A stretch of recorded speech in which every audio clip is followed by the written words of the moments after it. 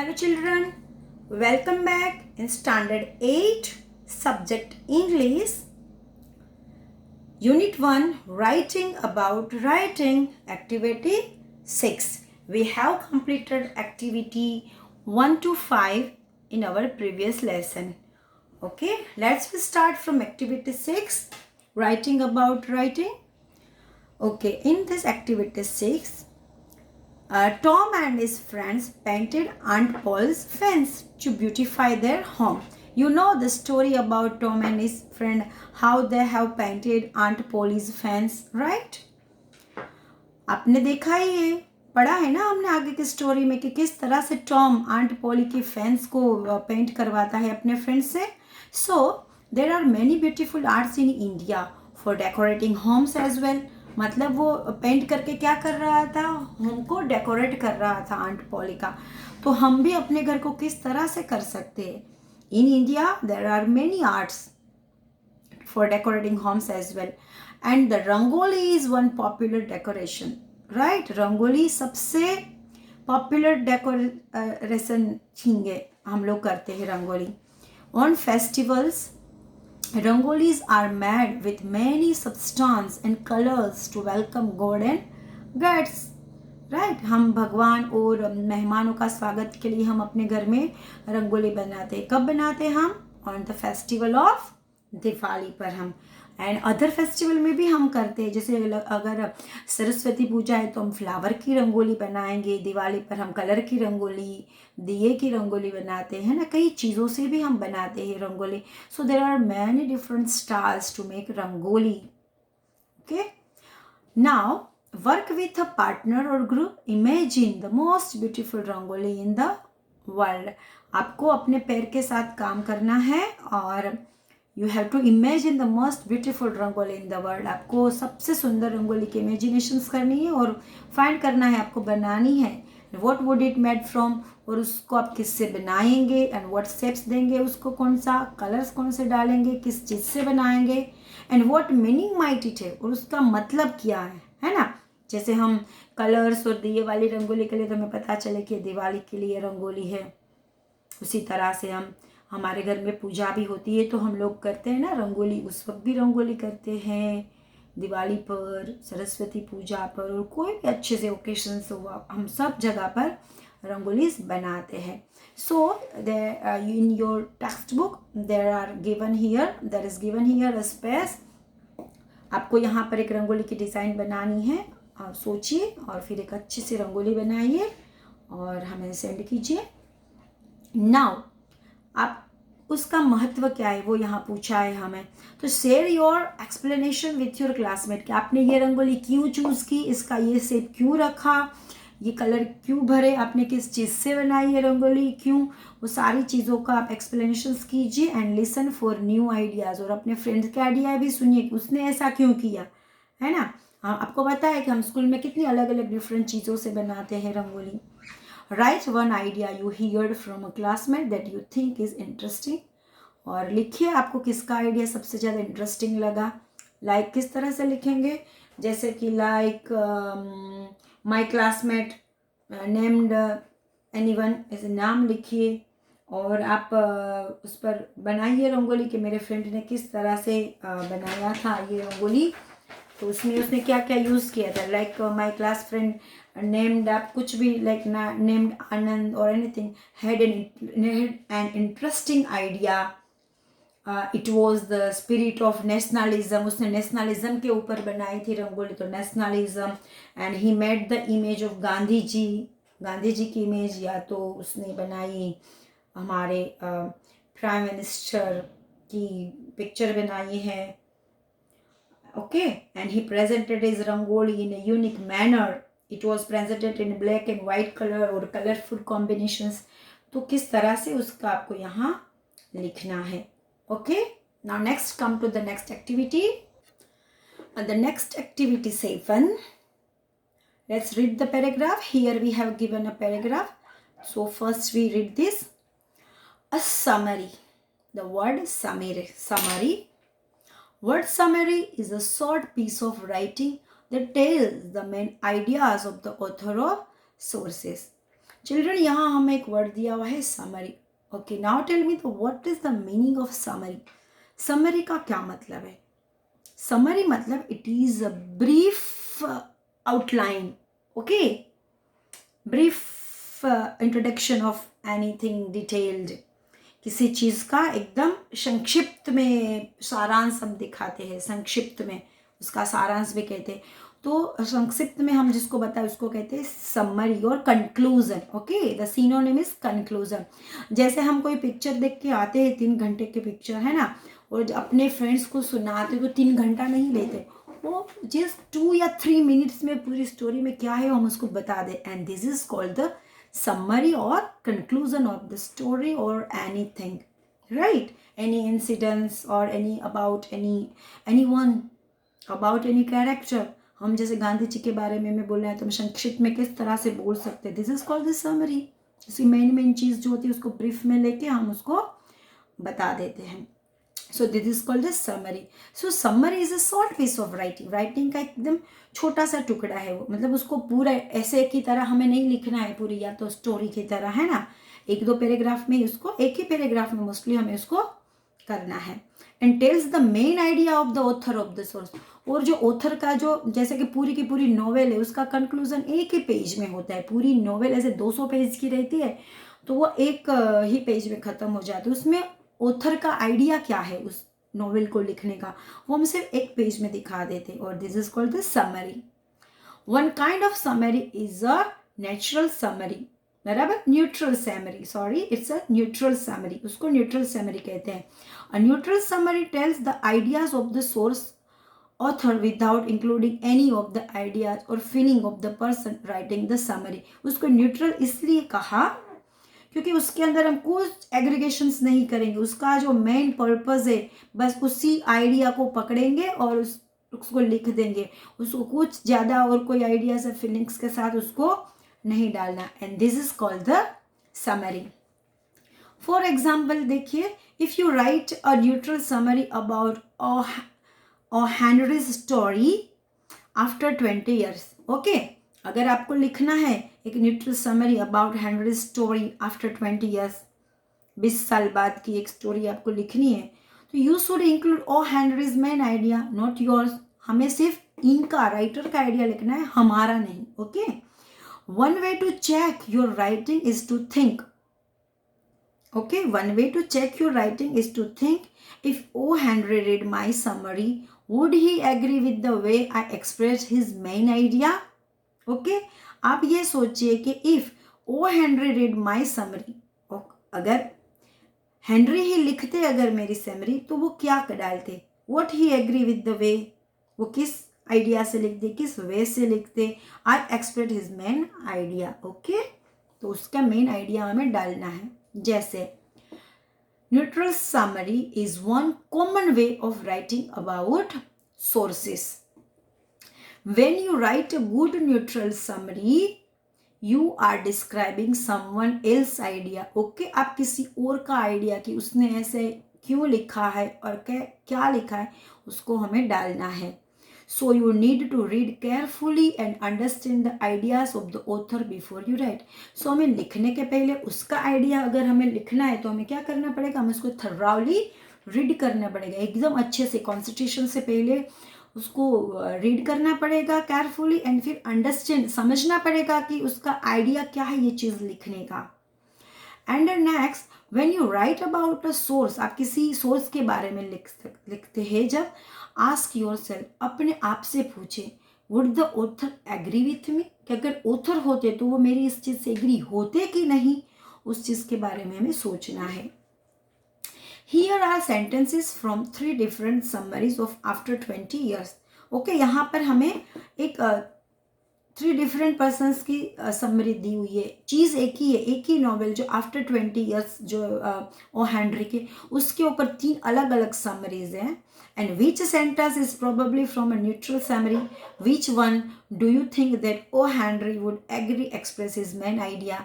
अब इन 3 में से कौन सी सही है कि सही में ये हेनरी का आइडिया है कि नहीं, वो हमें यहाँ देखना है.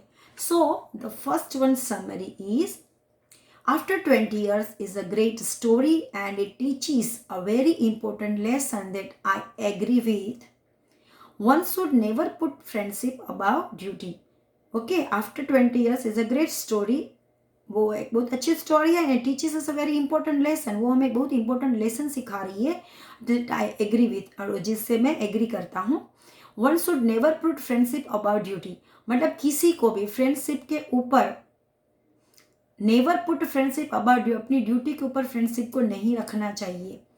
मतलब ड्यूटी पहले होनी चाहिए. Okay, I think that one must do what is right even when it is unpleasant. और मेरे मत से I think that one must do, हर एक को ये करना चाहिए because it is right even when it's unpleasant. अगर वो अनप्लीजेंट यानी वो हमें आनंद ना देता हो तो भी हमें वो करनी चाहिए.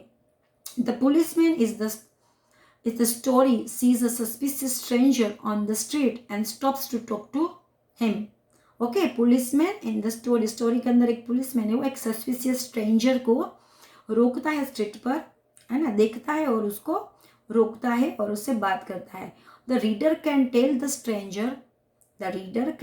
stranger is not a good man when the stranger describes.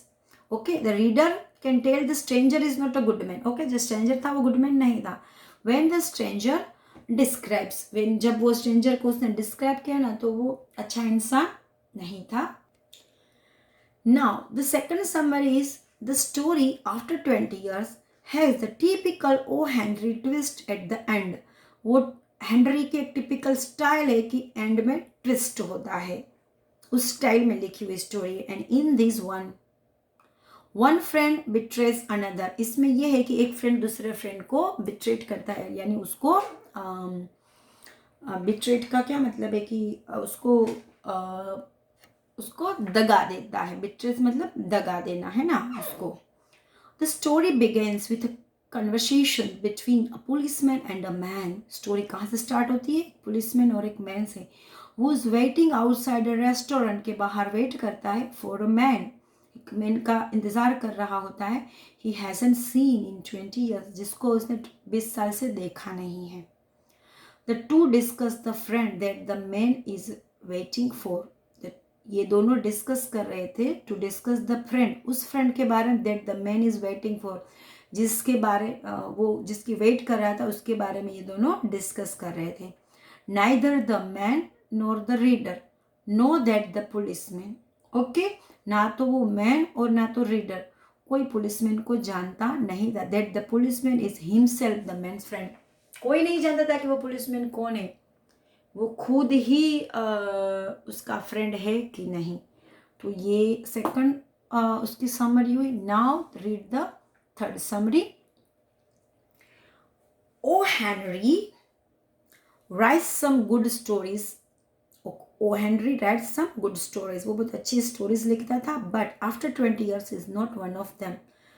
After 20 years उनमें से नहीं थी. In this one, इसके अंदर a good friend shows up after 20 years only to be betrayed by the other friend. इसमें a good friend shows up after 20 years, 20 साल के बाद गुड फ्रेंड्स दिखते हैं. And only to betrayed by the other friend, एक दूसरे another से वो बिट्रेड हुए होते हैं. The story starts when a policeman questions a man on the street who is waiting for a friend. The man doesn't know that. Okay, कहाँ से शुरू होती है story? When the policeman question a man on the street who is waiting for a friend, right, वहाँ से. So the sentences that are not from a neutral summary are not neutral because they show the summary, writer's thoughts and feelings. Okay, तो जो sentence है वो उसके अंदर writer की जो थॉट्स एंड फीलिंग्स है ना, दे शो द, वो समरी में हमें दिखनी चाहिए.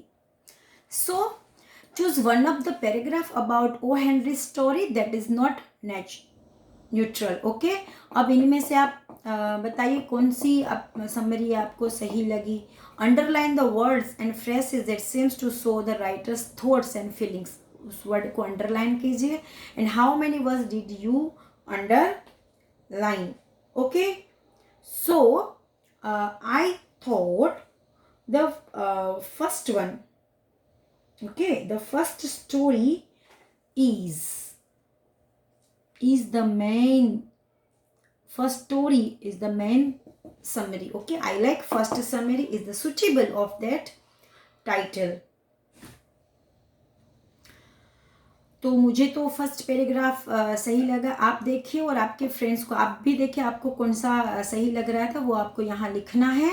And compare your answer with your classmate and find the classmate who has an idea that is different from yours.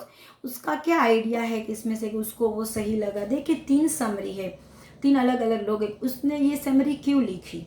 Okay, तो इस तरह से आप अपनी समरी डाल सकते हैं अगर आपने ये स्टोरी रीड की है तो. And use what you find out to fill in the paragraph below. Okay, I underline number words because they seem to show the thought and feeling. कौन सा नंबर यहाँ हम डालेंगे, जैसे मेरे को फर्स्ट पैराग्राफ लगा, आपको जो भी लगा है words because they seem to show the thought and feeling of the writer. तो उसके अंदर फर्स्ट सॉरी यहाँ पैराग्राफ नहीं, उस पैराग्राफ में से आपको ऐसा कौन सा वर्ड ऐसा लगा, कौन सी लाइन नंबर वो डालना है कि वो सही थी, इसके लिए सुटेबल है. In my classmate had different answer, my classmate underline this words. तो आपको इस तरह से उसको कौन सा वर्ड समझ के आपको लगा वो यहाँ लिखना है. जैसे according to him a friend indeed is a friend indeed, वो आप लिख सकते हो. Now new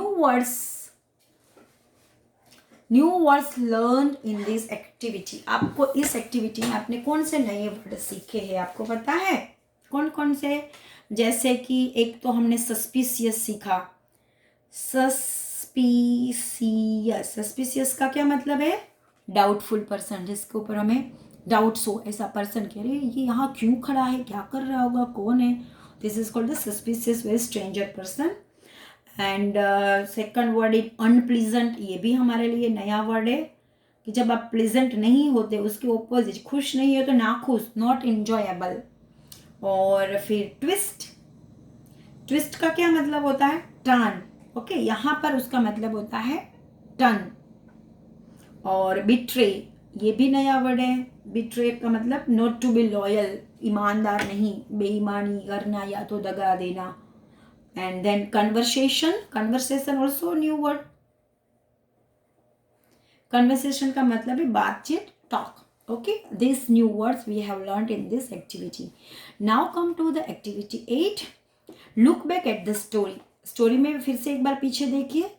Strong desire, wise action.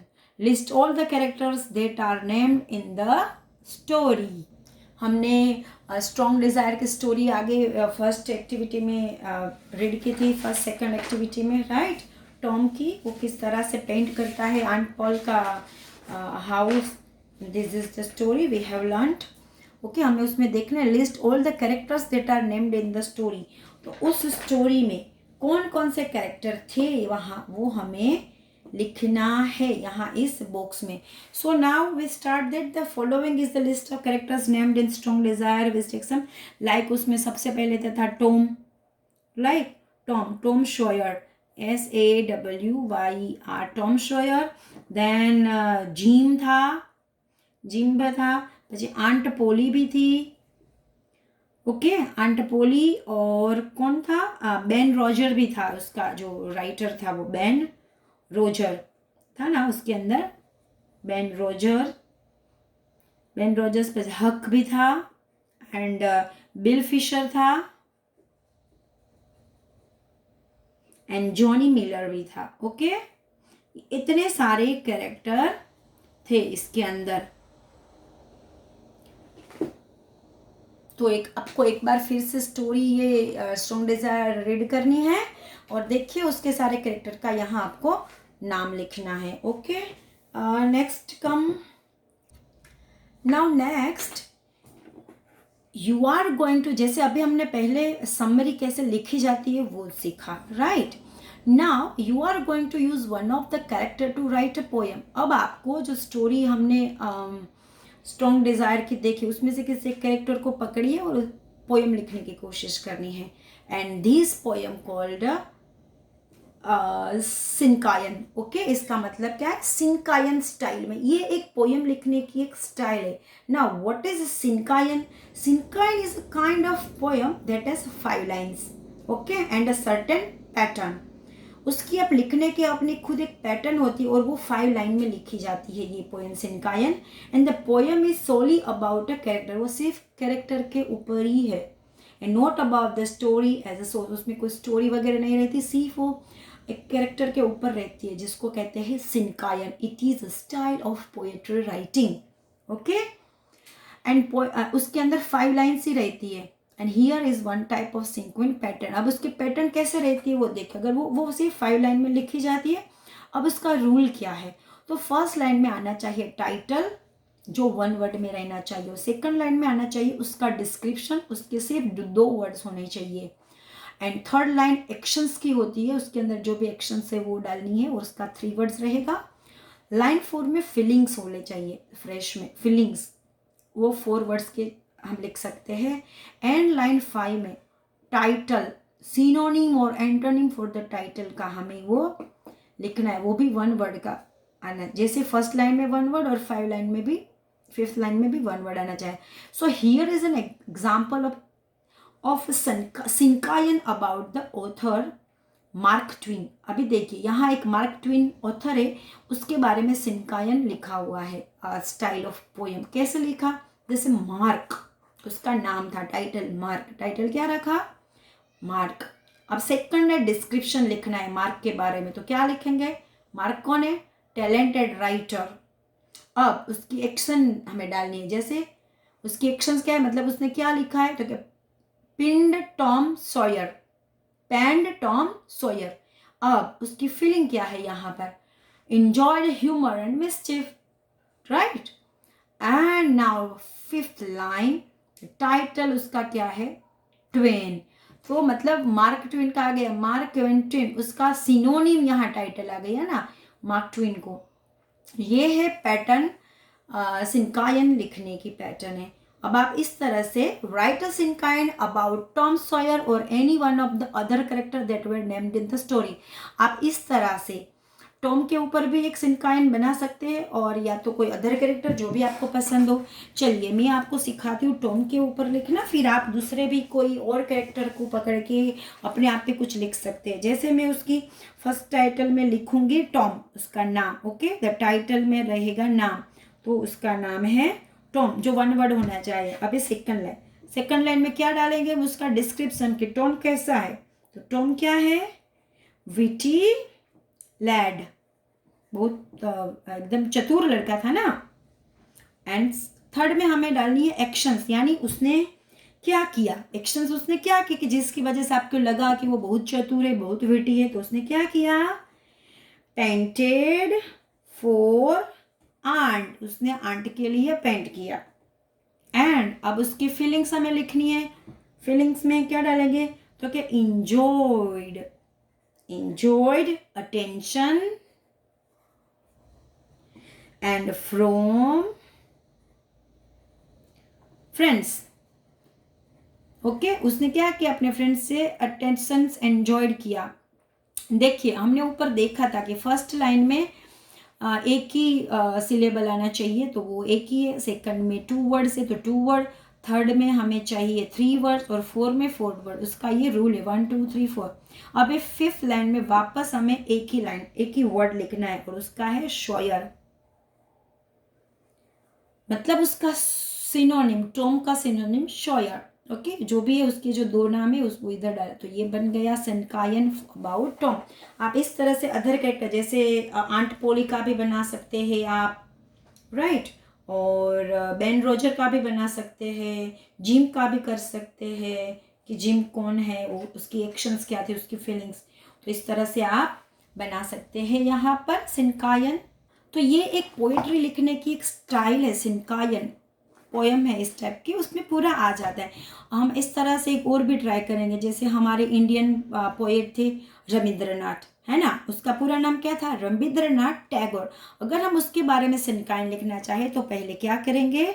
Rabindranath, Rabindranath नाम लिखेंगे, फिर उसमें फर्स्ट वन वर्ड आ गया, सेकंड में टू चाहिए, तो वो क्या था, तो वो थे बंगाली राइटर, बंगाली और राइटर आ गए दो।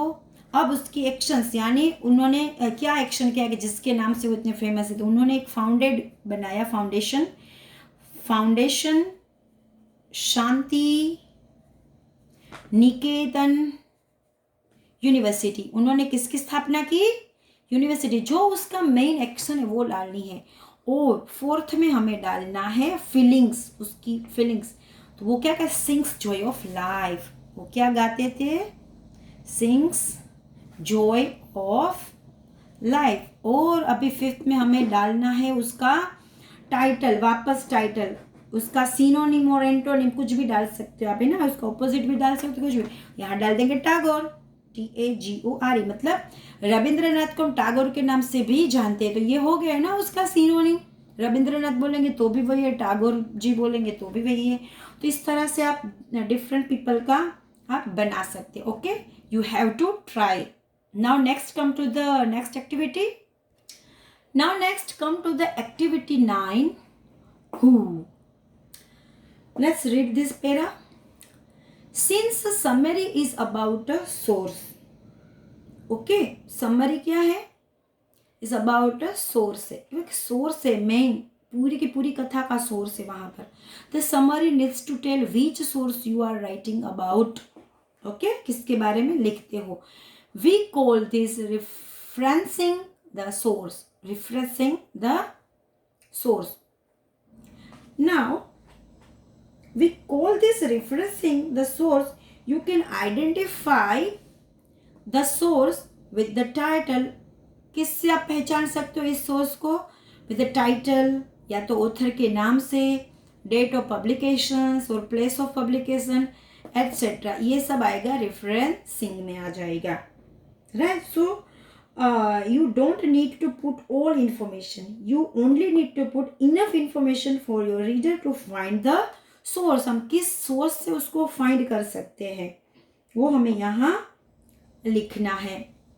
Now referencing identifies the sources. You don't need to put all the information, you only need to put enough information for your reader to find the sources. Example के लिए देखिए कि the play Romeo and Juliet written by William Shakespeare and first performed around 1595 tells the story of, इस तरह से करके आप इसका जो पैराग्राफ उसमें आ गया कि प्ले का नाम क्या है, वो किसने लिखा है, कौन से ईयर में परफॉर्म किया था, तो वो पूरा आ गया। Second example, the 2013 Hindu times article new bill puts people first essentially said that India would treat the problem of करके ये भी था, तो उसमें पता चल गया वो कब 2013 में आर्टिकल का नाम क्या था, उसके अंदर मेन टॉपिक क्या था उसका। And example 3, the poem the road not taken by Robert Frost's, वो क्या फॉर्म था, एक तो पोएम थी, नाम पोएम का, और किसने लिखा वो भी आ